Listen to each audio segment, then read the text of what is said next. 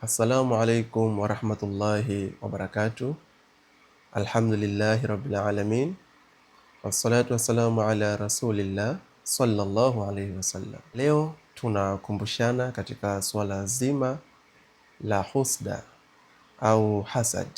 Hasad ni kitu ambacho kimeharibu maisha ya watu wengi katika jamii yetu, na ni kitu ambacho kinaendelea kuharibu maisha ya watu wengi katika jamii yetu. Lakini hasad ni nini? Hasad ni kitu gani? Tunapomwambia mtu kwamba huyu ana hasad au yule ana hasad, tunamaanisha kitu gani?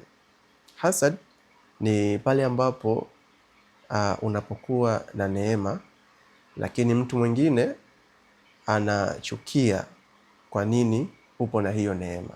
Anataka hiyo neema ikuondoke, au anasema kwamba kwa nini unayo wewe, yani kwa nini uwe wewe. Tayari anahesabiwa moyoni mwake na hasad. Ni pale ambapo anapochukia kwa nini hiyo neema unayo, anapotamani hiyo neema ikuondoke. Yani yeye hajisikii furaha pindi unapomiliki gari nzuri, hajisikii furaha pindi anaposikia umepata kazi fulani. Huyu ni mtu ambaye ana hasad. Sayyidina Muhammad sallallahu alaihi wasallam anatuambia kwamba iyyakum wal hasad, jiepusheni na hasad. Fa innal hasada yaakulu alhasanati kama taakulu an-naru al-hatab, hakika ya hasad inakula mambo mema kama moto unavyokula kuni. Mtu ambaye ana hasad, matendo mema yote anayoyafanya, mfano wake hayo matendo yanavyoteketea ni mfano wa kuni zinavyoteketea katika moto. Ni kitu cha haraka, ni kitu cha muda mfupi, ni kitu chenye speed. Maana ni kwamba unaweza kufanya mambo mema mengi, ukatoa sadaka, ukalisha maskini, ukaswali, ukafanya adhkari mbalimbali, lakini kama moyo wako una hasad, maana ni kwamba mema yako yote yanakuwa yanaliwa, mema yako yote yanakuwa hayana kazi kwako, yanakuwa hayana manufaa kwako. Ubaya katika jambo la hasad ni kwamba haishii tu kwenye kutafuna mema ambayo umeyafanya, bali pia inakwenda kuleta madhara katika jamii yetu.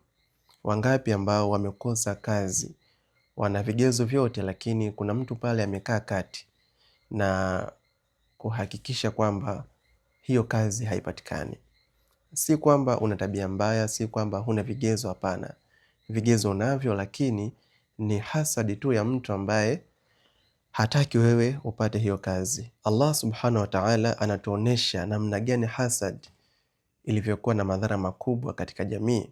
Ni pale ambapo anapotupatia mifano iliyokuwa hai, ambapo hasad ilifanikiwa kuweza kumtenganisha baba na mtoto kwa miaka mingi sana.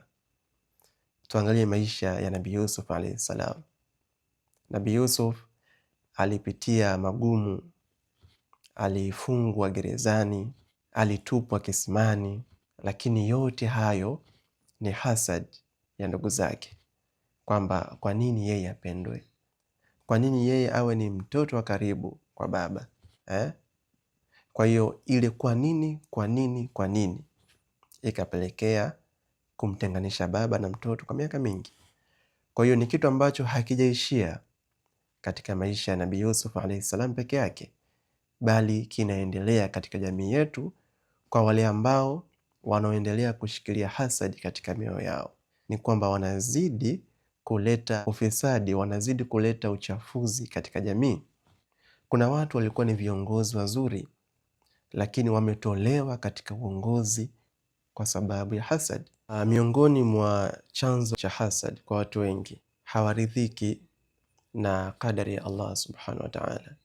Pindi Allah anapomjalia mja neema fulani, ni katika kadari zake ambazo amezipanga.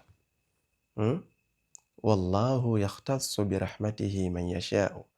Allah subhanahu wa ta'ala, rehema zake humfikia mtu yote ambaye anayemtaka. Akisema kwamba bwana mtu fulani aweze kupata hiki, hakuna kupinga. Mtu ambaye hathamini kadari ya Allah subhanahu wa ta'ala kwa waja wake, mtu kama huyu ndiyo anakuwa na hasad.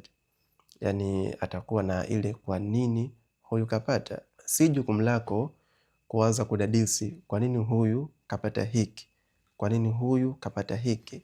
Unapodadisi maana yake unaingia katika kazi ya Allah subhanahu wa ta'ala. Hizo ni miongoni mwa kadari za Allah subhanahu wa ta'ala. Kwa hiyo unapokuwa na ile kwa nini, mwisho wa siku moyo wako unakuwa unaujaza hasad. Tunaweza vipi kuondoa hasad katika maisha yetu? Jambo la kwanza ni kuweza kusafisha moyo, kufanya adhkari mbalimbali, kuondoa ile dhana kwamba kwa nini huyu kapata, kwa nini yule kapata hiki. Lakini pia ni kuweza kukubali kwamba kila mtu ana mlango wake ambao Allah subhanahu wa ta'ala amemfungulia. Kuna mtu ambaye kafunguliwa milango ya riziki, kuna mtu ambaye kafunguliwa milango ya elimu, kuna mtu ambaye kafunguliwa milango ya kupendwa. Kwa hiyo kila mtu ana mlango wake ambao Allah subhanahu wa ta'ala kamfungulia. So si vyema wewe kuweza kuforce, kuweza kutaka kuishi katika mlango wa mtu mwingine. Unapolazimisha kuishi katika mlango ambao sio wako, mwisho wa siku matokeo yake yanakuwa si mazuri. Fi dunya wal akhirah, duniani utaishi kwa shida, lakini akhira pia utakuwa ni miongoni mwa walio na hasara. Tumuombe Allah subhanahu wa ta'ala aweze kutuondolea hasad katika nyoyo zetu, aweze kutupatia utulivu wa nafsi, na pia aweze kutupatia uwezo wa kupambana na nafsi zetu katika kuepuka hasad.